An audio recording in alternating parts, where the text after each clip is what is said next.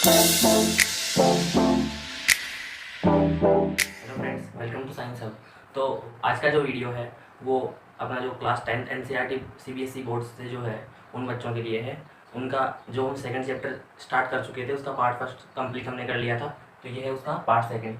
तो जो chapter second था एसिड बेस सॉल्ट्स, ठीक है, उसका पार्ट फर्स्ट अगर आपने नहीं देखा तो डिस्क्रिप्शन बॉक्स में जाके आप वीडियो का लिंक वहाँ पर आपको दिया गया है, वहाँ से आप पार्ट फर्स्ट को देखिए, तभी पार्ट सेकंड आपको समझ में आ पाएगा। ठीक है, तो स्टार्ट हम करते हैं। जो लास्ट वाला पार्ट में हमने देखा एसिड बेस का डिफरेंशिएशन, सॉल्ट का फॉर्मेशन, सॉल्ट कौन कौन से हैं, एसिड्स कौन कौन से हैं, बेसेस के बारे में हमने जाना, उनके बीच में हमने डिफरेंसेस देखे। तो ये सारे टॉपिक्स हमने पार्ट फर्स्ट में फिनिश कर लिए हैं। तो पार्ट सेकंड में पहला जो टॉपिक है जो हमको पढ़ना है, आपकी बुक में ऐसा कैसा ही दे रखा है, does electricity flows in acids and bases solutions. तो यहाँ पे इसका मतलब है कि जो लाइट है, जो इलेक्ट्रिक करंट है, जो इलेक्ट्रिसिटी है, क्या वो अपने एसिड्स और बेसिस के जो सॉल्यूशंस हैं उनमें से फ्लो कर सकती है, ये हमको देखना है।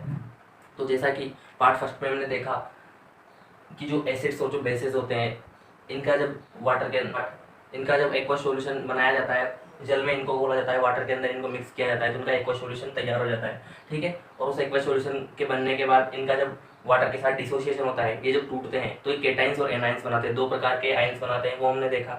उसके अंदर एक थे केटाइन और एक थे एनाइंस, ठीक है, वो बनाते हैं। और जो इलेक्ट्रिसिटी है उसके फ्लो के लिए हमको जो ज़रूरत पड़ती है वो नेगेटिवली चार्ज होता है अपना इलेक्ट्रॉन उसकी। तो इलेक्ट्रॉन्स जो होते हैं, जैसे कि ये अपना एक हमने बनाया सर्किट, ठीक है, ये बल्ब है, ये अपना एक सर्किट है, इसमें ये है अपना एनोड, ये है कैथोड। ठीक है, तो जो फ्लो ऑफ चार्ज है वो होता है नेगेटिव टू पॉजिटिव साइड। ठीक है, और इसके अंदर जो फ्लो होते हैं वो होते हैं इलेक्ट्रॉन्स। इलेक्ट्रॉन्स को हम ऐसे ऐसे डिनोट करेंगे। ठीक है, और ये जो बल्ब है ये जल जाएगा। ठीक है, जैसे ही इलेक्ट्रॉन्स फ्लो होंगे, तो जो महत्वपूर्ण चीज़ है यहाँ पे, जो इम्पोर्टेंट चीज़ है यहाँ पे आपको समझने की, वो ये है कि जो फ्लो ऑफ इलेक्ट्रॉन्स है उसी के द्वारा इलेक्ट्रिसिटी फ्लो होती है किसी भी सर्किट के अंदर। तो एसिड और जो बेसेस हैं, अगर इनको हम देखें तो हमको देखना है कि ये एक सर्किट को कंप्लीट कर पाते हैं या नहीं, इनका जो सॉल्यूशन है वो एक पूरा सर्किट बना पाता है या नहीं। अगर उसने एक पूरा सर्किट बना लिया, ठीक है, यानी केटाइंस और एनाइंस के अंदर प्रेजेंट हैं, वो कैसे फ्लो करेंगे वो भी हम देखेंगे। तो फिर जो इलेक्ट्रिसिटी है उसके अंदर से फ्लो हो जाएगी। ठीक है, तो एक बार इलेक्ट्रिसिटी फ्लो ऑफ चार्जेस इनको बोलते हैं, जो इलेक्ट्रिसिटी है चार्ज का जो फ्लो है उसको ही हम बोलते हैं, इलेक्ट्रिक करंट भी इसको हम बोल सकते हैं। ठीक है, तो फिजिक्स का जो अगर चैप्टर है आपके इलेक्ट्रिक करंट, तो उसमें हम पढ़ेंगे, या फिर आप हायर स्टडीज़ में इसके बारे में जानेंगे। तो जो एसिड है उसके बारे में हमने पढ़ा था, जो एसिड्स होते हैं ये H+ देंगे, यानी कि जैसे कि कुछ एग्जांपल्स हमने लिए थे एसिड के HCl, H2SO4। इसके अलावा बताओ आप क्या क्या जो एग्जांपल्स है, HNO3। ठीक है, तो बहुत सारे ऐसे एग्जांपल्स लिए थे। हाइड्रोक्लोरिक एसिड था, सल्फ्यूरिक एसिड, नाइट्रिक एसिड, इसको हमने बोला था। ठीक है, तो यहाँ पे क्या होगा, जब इसका ब्रेकडाउन हुआ था तो ये H+ और Cl- में, यानी जब जल के साथ ये रिएक्शन करेगा वाटर के साथ, जब इसकी रिएक्शन करवाएंगे तो H+ और Cl- आयन में टूट जाएगा हाइड्रोजन। तो ये हर एक जो एसिड है उसके अंदर ये बनेगा, बाकी बचा जो आयन है वो नेगेटिव आयन बनेगा। तो H+ तो है यहाँ पे अपना क्या है, ये हो गया अपना केटायन। ठीक है, और जो माइनस वाले वो मैंने क्या बोला था, इसको बोला था हमने एनायन। तो वैसे ही H2SO4 की अगर बात करें तो H2SO4 में क्या होगा, H+ बनेगा और HSO4- बाहर निकलेगा। ठीक है, तो H+ निकल रहा है तो ये भी एसिड है। HNO3 में भी H+ और NO3-। ठीक है, तो इनके अंदर भी ये है अपने केटाइंस और ये जो है अपने एनाइंस। ठीक, तो यहाँ पे क्या होगा, जैसे कि ये एक बीकर हमने ले लिया, ये है अपना एक टर्मिनल, ये है अपना दूसरा टर्मिनल। ठीक है, इसके ऊपर हम बैटरी लगा देंगे, जैसे कि ये बैटरी हमने लगा दी, यहाँ पे लगा देते हैं हम अपना बल्ब। ठीक है, तो ये सर्किट हो गया पूरा। अभी इसको कंप्लीट होने के लिए ये है अपना, इसको बोलते हैं एनोड। ठीक है, ये कैथोड, वो भी मैं बताऊंगा आपको कि इनको एनोड और कैथोड क्यों बोला जाता है, वो भी अभी हम देखेंगे। तो जो एसिड्स है उनके बारे में हमने देखा, इसके अंदर एनाइंस और केटाइंस प्रेजेंट है। ये एक डायग्राम, इसको हम दोबारा देखेंगे। ठीक, तो अब हम देख लेते हैं बेस के बारे में। तो जो बेसेस हमने देखे थे, बेसिस में हमने देखा था, बेस के कुछ एग्जांपल्स जो थे वो क्या क्या थे। हाँ, बेस में हमने देखा था KOH, और इम्पोर्टेंट एग्जांपल था NaOH। ठीक है, जो OH ग्रुप जिसके अंदर प्रेजेंट होगा तो वो होंगे अपने बेसिस।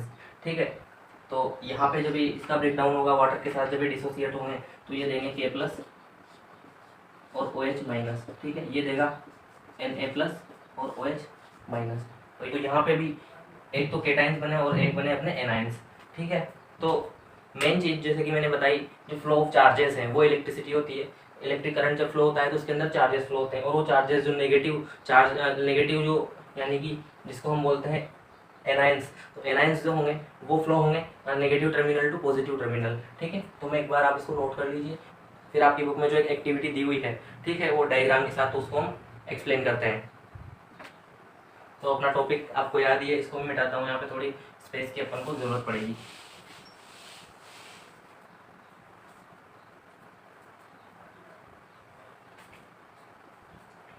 तो यहाँ पे मैं ले लेता हूँ, जैसे कि ये हमने एक बीकर ले लिया, ठीक है, एक बीकर हमने ले लिया इधर, ठीक है, दो हमने बीकर ले लिए, इनके अंदर लगा दिए हमने दो इलेक्ट्रोड्स,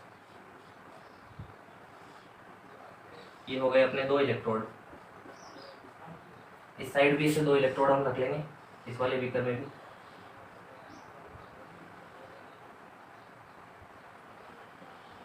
ये हो गए अपने दो दो इलेक्ट्रोड्स, ठीक है।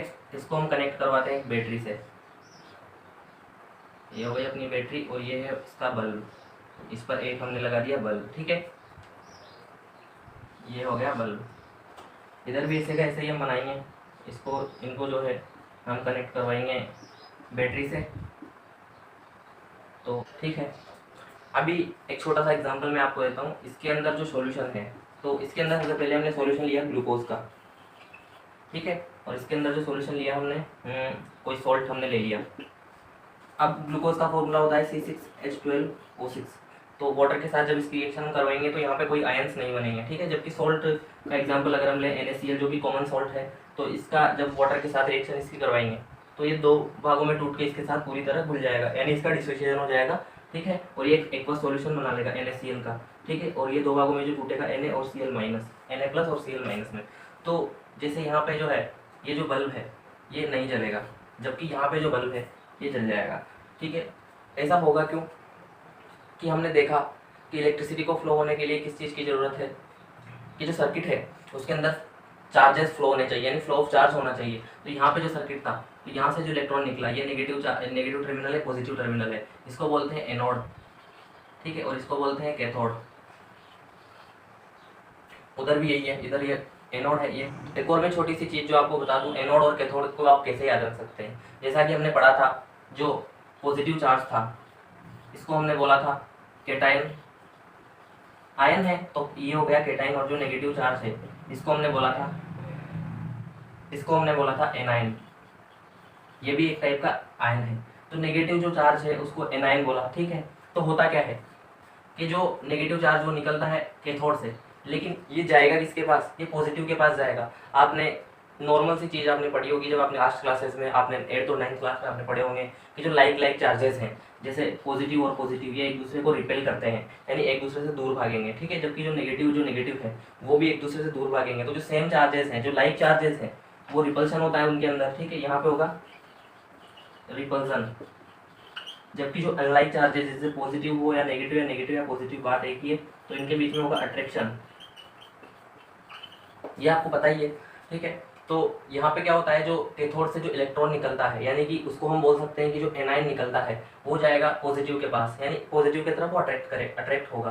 तो इसीलिए जो एनाइन है जिसके पास जाएगा उसको हम बोलते हैं एनोड। तो पॉजिटिव जो टर्मिनल है बैटरी का उसको हम एनोड बोलते हैं, ठीक है। हाँ, केमिस्ट्री की भाषा में जब हम देखेंगे तो उसको एनोड बोलेंगे, और जो है नेगेटिव टर्मिनल उसको हम बोलेंगे कैथोड। जैसे जो केटाइन है तो उससे है अपना कैथोड, ठीक है। तो इसको आप ऐसे याद रख सकते हैं, एनाइन एनोड के पास जाता है, ठीक है। तो इसीलिए पॉजिटिव टर्मिनल एनोड है, बट नेगेटिव चार्ज एनाइन कहलाता है। तो यहाँ पे क्या होगा, यहाँ पे चार्ज फ्लो नहीं हो रहा, ठीक है। फ्लो इसीलिए नहीं हो रहा कि ये जो ग्लूकोज सॉल्यूशन है इसके अंदर केटाइन और एनाइन नहीं बनते हैं। तो जैसे यहाँ से इलेक्ट्रॉन आएगा, तो जैसे यहाँ से अपना जो इलेक्ट्रॉन इधर आएगा, ठीक है, वो यहीं पे रुक जाएगा। ये जो टर्मिनल है, ये जो इलेक्ट्रोड है, तो यहीं पे वो रुक जाएगा। इनको बोलते हैं हम इलेक्ट्रोड, ठीक है। दो इलेक्ट्रोड्स हैं, बाकी जो चार्ज है वो फ्लो होना था कहाँ पे, ये जो एक्वस सॉल्यूशन है इनके जो केटाइन और एनाइन थे उनके द्वारा। तो इलेक्ट्रॉन यहीं पे रुक जाएगा, इधर से यहाँ इलेक्ट्रॉन नहीं आ पा रहा है, इसीलिए जो फ्लो ऑफ चार्ज है वो नहीं होगा, वो इलेक्ट्रिसिटी इसमें से पास नहीं होगी। जबकि अगर बात करें केटाइन्स और एनाइंस जब बनते हैं, वाटर में जो डिसोसिएशन होता है किसी भी मटेरियल का, तो उसमें बनते हैं अपना ये हो गया केटाइन और ये हो गया अपना एनाइन। तो यहाँ पे क्या होगा, जैसे जो इलेक्ट्रॉन आएगा, ठीक है, अभी ये इलेक्ट्रॉन है ये चला जाएगा किसके पास, Cl माइनस, और Cl माइनस यहाँ से जाएगा इधर, ठीक है। तो जो जितने भी Cl के जो मॉलिक्यूल्स है वो ट्रेवल करेंगे पॉजिटिवली चार्ज के, यानी कि जो अपना है एनोड उसके पास, ये हो गया अपना एनोड जो इलेक्ट्रोड है इसके पास, और यहाँ से जो इलेक्ट्रिसिटी फ्लो हो जाएगी और ये जो बल्ब है ये जल जाएगा, ठीक है। तो ये होता है जब हम सोर्स का जो एक्वस सॉल्यूशन है उसके अंदर इलेक्ट्रिसिटी पास करवाते हैं। इसीलिए हमने देखा, आपने पढ़ा होगा कि जो pH 7 होती है, जो प्योर वाटर होता है, जो डिस्टिल वाटर होता है, ठीक है। तो हम एसिड और बेस के बारे में भी ये चीज़ें देख लेंगे अभी। तो आपने देखा होगा कि जो डिस्टिल वाटर होता है, ठीक है, डिस्टिल वाटर जिसका pH होता है 7, ठीक है, यानी कि ये होता है न्यूट्रल, ये होता है न्यूट्रल। तो क्या होता है कि जो डिस्टिल वाटर होता है ये ड्रिंकेबल नहीं होता, ये जो वाटर है बिल्कुल पीने योग्य नहीं होता है, ये पीने योग्य नहीं होता, ठीक है, न्यूट्रल ही होता है, पीने योग्य नहीं होता है। जबकि इसका जो यूज है ये किया जाता है अपने बैटरीज में, इन्वर्टर की जो बैटरीज होती हैं उनके अंदर इसका यूज किया जाता है, ठीक है, इसको डाला जाता है।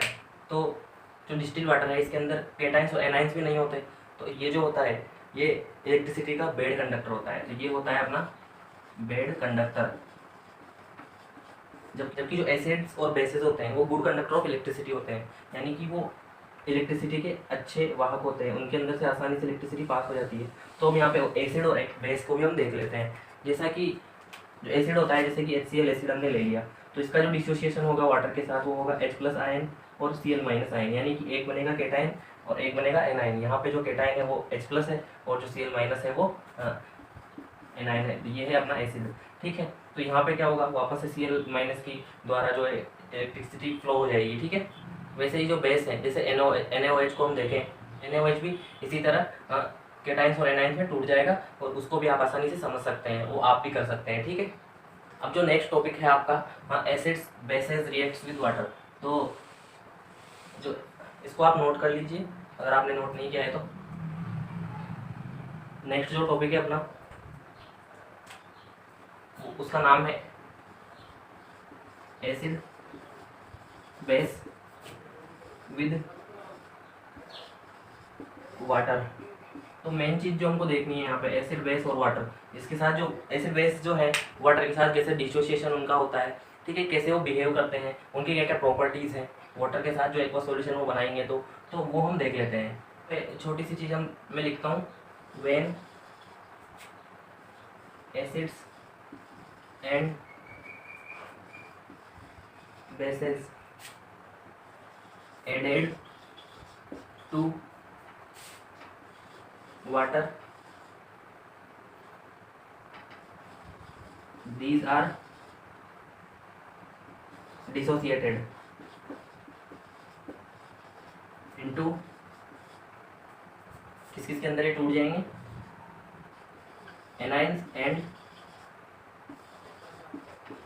केटाइंस, ठीक है। तो ये बना लेंगे एनाइंस और cations. When acids and bases added to water, जब एसिड और बेसिस को हम पानी के साथ जल के साथ ऐड करते हैं तो वो डिसोसिएशन हो जाते हैं और एनाइन और केटाइंस में टूट जाते हैं, ठीक है। और जो एनाइंस है और केटाइंस है ये करते हैं कंडक्ट इलेक्ट्रिसिटी, कंडक्ट इलेक्ट्रिसिटी। तो इन्हीं के द्वारा इलेक्ट्रिसिटी कंडक्ट की जाती है, ठीक है। यानी कि ये गुड कंडक्टर ऑफ इलेक्ट्रिसिटी, दोनों के दोनों जो एसिड्स और बेसिस और सोर्स भी जो है वो गुड कंडक्टर ऑफ इलेक्ट्रिसिटी होते हैं, ठीक है। इसको आप एक बार नोट कर लीजिए, इसका स्क्रीनशॉट ले लीजिए। उसके बाद हम देखते हैं कि इनकी रिएक्शंस होती कैसे हैं। ये थोड़ी सी डेफिनेशन मैंने बताई थी। होता क्या है, जैसे कि जो वाटर होता है उसका जो मॉलिक्यूल है, जैसे कि ये एक मॉलिक्यूल है, ठीक है, इसका दूसरा मॉलिक्यूल है, ये जब होता क्या है कि ये बना देते हैं क्या, हाइड्रोनियम आयन, ठीक है। ये होता है अपना हाइड्रोनियम आयन। तो इसी तरह जब H2O के साथ एसिड रिएक्ट करता है, जैसे HCl है, ये जब इसके साथ रिएक्शन करेगा तो यहाँ पे क्या बना देगा, ये H3O+, यानी हाइड्रोनियम आयन, इसको हम बोलते हैं हाइड्रोनियम आयन, ठीक है। और ये बना देगा Cl-, ठीक है। तो ये प्लस और माइनस में टूट गए। ये कैसे टूटा कि जो HCl था अपना, ये HCl ये टूटता है H+ और Cl- में। तो इसका जो एक हाइड्रोजन है ये मिल जाएगा वाटर के साथ, H2O के साथ, और ये मिलकर ये बना देंगे H3O+, ठीक है। तो ये बन गया हाइड्रोनियम आयन। H3O+ जब भी आएगा तो यहाँ पे ऑक्सीजन के ऊपर जो है ये अपना आयन बन जाएगा, ये पॉजिटिव चार्ज यहाँ पे आएगा हमेशा, ठीक है। ये एक केटाइन होगा, ठीक है, यानी H2O के साथ तो ये जो चीज़ है ये न्यूट्रल होती है, ठीक है। तो यहाँ पे जबकि एक आयन की तरह बिहेव करता है, ये होता है एसिड्स के साथ जब रिएक्शन होती है। तो उसी प्रकार जब बेस के साथ अगर रिएक्शन हम करवाएंगे वाटर की, तब क्या होता है, H2O प्लस NaOH जब करवाएंगे हम, तो जो NaOH है ये टूट जाएगा Na प्लस और OH माइनस के अंदर, इसका ब्रेकडाउन हो जाता है। तो ये भी दो केटाइंस में चेंजेस हो जाते हैं, ठीक है। तो ये छोटी सी चीज़ थी, ज़्यादा कोई हार्ड है नहीं। इसको आपको नॉर्मल सी चीज़ आपको याद रखनी है कि जब भी एसिड और बेस वाटर के साथ रिएक्शन करते हैं तो डिसोसिएशन होता है, और वो जो है वो केटाइन और एनाइन के अंदर ब्रेकडाउन उनका हो जाता है, ठीक है। तो ये आपको याद रखना है। इसके अलावा जो इलेक्ट्रिसिटी है वो उसमें से आसानी से कंडक्ट हो जाएगी, चाहे वो एसिड हो, चाहे बेस हो, चाहे सॉल्ट हो, ठीक। ये आपको अभी के लिए याद रखना है, और कोई दिक्कत है नहीं। अब नेक्स्ट जो टॉपिक हम देख लेते हैं, आपके बुक में एक टॉपिक दे रखा है कि जो बेस और जो एल्कलाई है। एल्कली हमने पढ़े थे पीरियोडिक टेबल के अंदर, हमने देखा था एस ब्लॉक, ठीक है। हाँ, कुछ पीरियोडिक टेबल है जो आपकी कुछ इस टाइप की होती है, अगर आपने पढ़ी हो तो आपको पता होगा, ठीक है। तो ये जो फर्स्ट जो दो लाइंस हैं ये होता है अपना एस ब्लॉक, ठीक है। ये जो दो लाइंस हैं ये होती है एस ब्लॉक, ये होता है डी ब्लॉक, ठीक है, ये होता है पी ब्लॉक। और यहाँ पे दो लास्ट में जो दो लाइंस हैं आवर्त सारणी पीरियोडिक टेबल, पीरियोडिक टेबल के अंदर ये होता है अपना एफ ब्लॉक, ठीक है। तो एस ब्लॉक को जो है, तो ये जो फर्स्ट एस ब्लॉक का जो पहला ये ग्रुप है इसको हम बोलते हैं ग्रुप। ऐसे टोटल 18 ग्रुप होते हैं, 18 ग्रुप होते हैं इधर, ये जो लाइन वाइज होते हैं ये टोटल 7 होते हैं और इन्हें हम बोलते हैं पीरियड, ठीक है। और ये हो गए ग्रुप, तो ये हो गए होते हैं टोटल नंबर में 18। तो फर्स्ट और जो सेकंड जो ग्रुप है, फर्स्ट और सेकंड जो ग्रुप होता है ये होते हैं एल्केली मेटल और ये होते हैं एल्केली अर्थ मेटल। ये होते हैं एल्केली मेटल्स और ये होते हैं एल्केली अर्थ मेटल्स। ये आपको छोटी सी चीज़ याद रखनी है, ठीक है। अगर आपको याद नहीं रहे तो कोई दिक्कत नहीं है, जब आपका पीरियोडिक टेबल वाला चैप्टर आएगा तो उसमें वो अच्छी तरह से हम एक्सप्लेन कर देंगे। अभी आपको छोटी सी चीज़ जो याद रखनी है कि एल्केल क्या होते हैं, जो बेसिस होते हैं इनका एक बार सोल्यूशन जब हम बना देते हैं, मेटल ऑक्साइड्स अगर बन गए तो वो बेस की तरह बिहेव करते हैं, लेकिन वो एक बार सोल्यूशन उसका होता है, या फिर ऑक्साइड्स वो होते हैं मेटल्स के। क्योंकि ये जो है हमने मेटल्स देखे लास्ट चैप्टर में, हमने देखा कि मेटल्स कौन कौन से होते हैं, पीरियोडिक टेबल में कहाँ से कहाँ तक मेटल्स होते हैं। कुछ यहाँ पे ऐसी सी लाइन होगी, ठीक है, जब पीरियोडिक टेबल में पढ़ेंगे उसमें बताएंगे। इधर के जो बचे हैं वो नॉन मेटल्स हैं, इधर की जो सारे के सारे बचे हैं वो मेटल्स हैं, धातु होते हैं, ठीक है। अगर पीरियोडिक टेबल 1 to 30 जो एलिमेंट्स हैं वो हमने एक वीडियो में बता रखे हैं, अगर आपने वो नहीं देखी तो डिस्क्रिप्शन बॉक्स में उसका भी आपको लिंक मिल जाएगा, तो वहाँ से आप देख सकते हैं, ठीक है। तो आपको छोटी सी चीज़ जो याद रखनी है कि बेस और एल्केली के अंदर डिफरेंस क्या क्या है, ठीक है, वो आपको याद रखनी है। वो हम पढ़ लेते हैं क्योंकि आपकी बुक में दे रखा है, और 1 से 2 नंबर का क्वेश्चन यहाँ से आपका बन सकता है। तो मैं इसको मिटा देता हूँ, अगर आप इसको नोट करना चाहते हैं तो कर सकते हैं। यहाँ पे ये 7 पीरियड, ठीक है। तो इनके अंदर जो डिफरेंस हमको देखना है बेस और एल्काइल, डिफरेंस, ठीक है, इनके बीच में हमको डिफरेंस देखना है बेस और एल्काइल के बीच में। तो एक तरफ हम बेस को देख लेंगे और एक तरफ हम हमेशा जब भी अगर क्वेश्चन में आपके डिफरेंसेस आ जाएं तो आप ऐसे ही टेबल ऐसे ही एक डायग्राम बना लीजिए, एक तरफ आप बेस के पॉइंट्स लिख लीजिए, एक तरफ आप एल्काइल के पॉइंट्स लिख लीजिए, ताकि आपको याद करने में भी आसानी होगी और एग्जाम में एग्जामिनर को मार्क्स देने में बहुत आसानी होगी। वो आसानी से आपको मार्क्स दे देगा, हर एक पॉइंट के आपको यहाँ पे मार्क्स मिलने वाले हैं। इसीलिए मैं कहता हूँ जब भी कोई चीज़ आप बनाए, नोट्स बनाए तो शॉर्ट में बनाए भले ही, लेकिन पॉइंट वाइज आप उनको लिखें, छोटे से छोटे पॉइंट्स उनको आप पॉइंट्स बना के लिखें, तो मार्क्स आने के चांसेस आपके 50-60% और भी बढ़ जाते हैं। तो जो बेस है उनका हमने देखा, बेस आपका जो पॉइंट है आपको लिखना है, जो दोनों की जो डेफिनेशन है वो आपको लिखनी है। तो बेस की अगर डेफिनेशन हमने क्या देखी कि these are dissociated with water and gives OH minus ions, ठीक है। OH माइनस ये देते हैं जब ये वाटर के साथ रिएक्शन करके इनका डिसोसिएशन होता है। जबकि इसकी जो परिभाषा है उसकी हम बात करें एल्केली की, तो ये होते हैं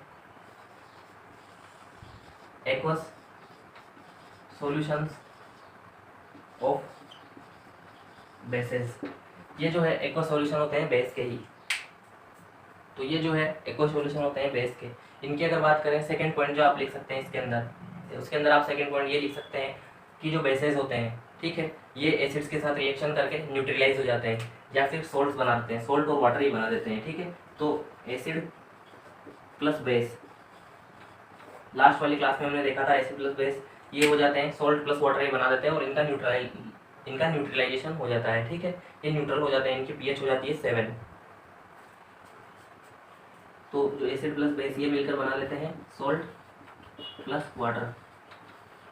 जबकि अगर इसकी एक्वा सॉल्यूशन की अगर बात करें, जो बेस का होता है यानी एल्कली की अगर बात करें, तो ये भी डिजोल्व होते हैं वाटर के साथ और OH माइनस यहाँ पे ये रिमूव हो जाता है इनके अंदर से भी, ठीक है। तो ये छोटा सा डिफरेंस था, आपको समझ में आया होगा। आपको सिर्फ इनकी डेफिनेशन याद रखनी है, बाकी डिफरेंसेस वैसे आपकी बुक में भी दे रखे हैं, एक बार उसको पढ़ें, ठीक है। अगर कोई प्रॉब्लम है तो आप कमेंट बॉक्स में बताएं, नेक्स्ट वीडियो में हम उसको एक्सप्लेन कर देंगे, ठीक है। तो एक बार उसको आप खुद से भी पढ़ने की कोशिश करें, ठीक है। तो ये आपको समझ में आया होगा। अब जो नेक्स्ट टॉपिक है आपका,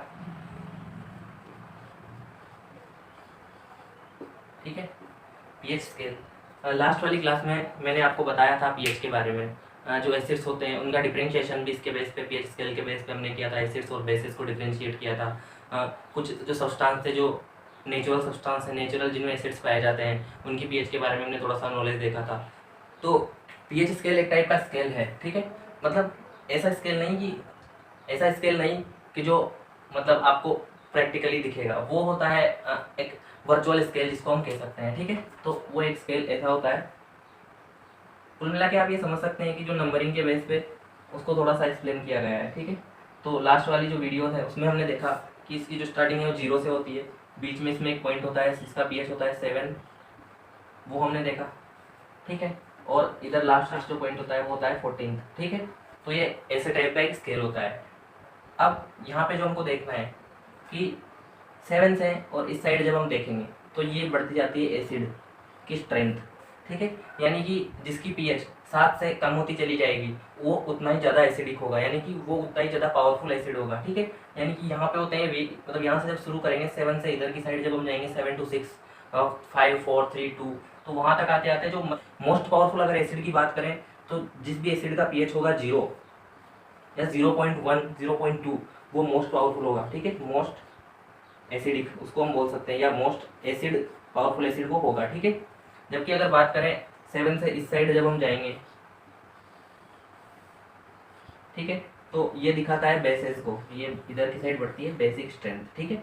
या जैसे 7 से 7.2 7.4 फिर 8 9 10, तो इधर बढ़ते जाएंगे, जितनी ज़्यादा पीएच बढ़ती जाएगी, ठीक है, तो वो होगा अपना उस उतनी ज़्यादा बेसिसिटी बढ़ती जाएगी। तो जो मोस्ट बेसिक मटेरियल होगा या मोस्ट बेस जो होगा, सबसे पावरफुल बेस जिसकी पीएच होगी 14, मोस्ट बेसिक उसको हम बोल सकते हैं, ठीक है। ये होगा अपना मोस्ट बेसिक। तो अब बात करें जो 7 पीएच है, ये जो पीएच है ये हो गई अपनी न्यूट्रल। 7 जिसकी होगी वो होगा अपना डिस्टिल वाटर, एक तो ये हो गया, ठीक है।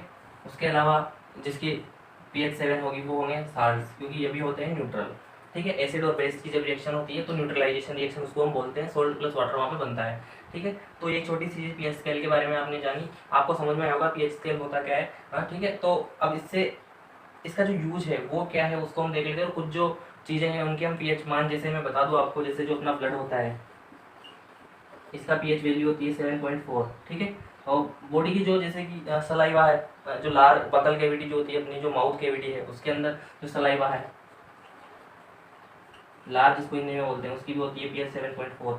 जबकि जो फ्रूट्स वगैरह जैसे ट्री फ्रूट्स होते हैं जिनके अंदर विटामिन सी पाया जाता है, जो खट्टे फल होते हैं उनकी पीएच एसिडिक होती है, ठीक है। ये स्केल आपको समझ आया होगा। नेक्स्ट हम आपका जो टॉपिक देख लेते हैं कि जो पीएच है इसका इंपॉर्टेंस हमारी डेली लाइफ में क्या है, वो आपका नेक्स्ट टॉपिक है, तो उसको हम देख लेते हैं। अब इसको एक बार आप नोट कर लीजिए अगर आपने नहीं किया हो, या स्क्रीनशॉट ले लीजिए।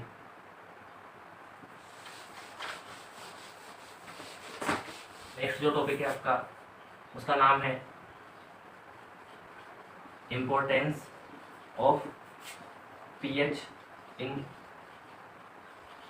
Daily life. तो जो अपनी डेली लाइफ है उसके अंदर पीएच के क्या क्या इम्पोर्टेंस है वो हमको देखने हैं। सबसे पहला जो इम्पोर्टेंस है वो हमको देखना है, तो हम देख लेते हैं कि जो प्लांट्स हैं, जो एनिमल्स हैं, आपकी बुक में ये टॉपिक दिया हुआ है ये जो प्लांट्स हैं, जो एनिमल्स हैं, वो किस प्रकार सेंसिटिव होते हैं पीएच के प्रति, ठीक है। तो जो एनिमल्स हैं उनकी अगर बात करें, एनिमल्स में अगर बात करें तो काफ़ी सारे पीएच जो है उसके लाइफ के अंदर काफ़ी इंपॉर्टेंस है। ह्यूमंस की अगर बात करें तो जो बकल केविटी होती है अपनी, जो माउथ केविटी जिसको बोलते हैं, जो माउथ है इसके अंदर का जो स्पेस है, ठीक है। डाइजेस्टिव सिस्टम जो हम पढ़ेंगे उसमें हम इसको पढ़ेंगे। और अगर आपको बकल कैविटी या डाइजेस्टिव सिस्टम के बारे में और भी जानकारी चाहिए तो डिस्क्रिप्शन में मैं आपको एक लिंक दे दूंगा, वहाँ से डाइजेस्टिव सिस्टम पे वो पूरी वीडियो बनी हुई है, वहाँ से आप उसे देख सकते हैं। तो बकल कैविटी के अंदर जो सलाइवा होती है उसका पीएच होता है 7.4, ठीक है। उसका जो पीएच है वो होता है 7.4। इसके अलावा जो अपना स्टमक होता है, हिंदी में उसको आमाशय बोलते हैं, तो स्टमक के अंदर जो फूड है उसको डाइजेस्ट करने के लिए और जो बैक्टीरियाज वगैरह होते हैं उनको किल करने के लिए HCl सीक्रेट होता है, ठीक है। तो उसका पीएच होता है अपना 1.2 के समथिंग, ठीक है। उसके अलावा क्या होता है, जो नुकसान की अगर बात करें कि जो क्या हार्मफुल पीएच किस तरह अपने जो एनिमल्स है, जो ह्यूमन्स है उनके लिए हार्मफुल होता है, तो ये होता है टूथ डीके। इसका मतलब होता है टूथ डीके में कि जो जब हम खाना खाते हैं, ठीक है, उसके बाद अगर हमने माउथ वॉश अच्छी तरह नहीं किया है तो कुछ जो फूड पार्टिकल्स अपने माउथ में जो टिक्स होते हैं उनके बीच फंसे रह जाते हैं, ठीक है।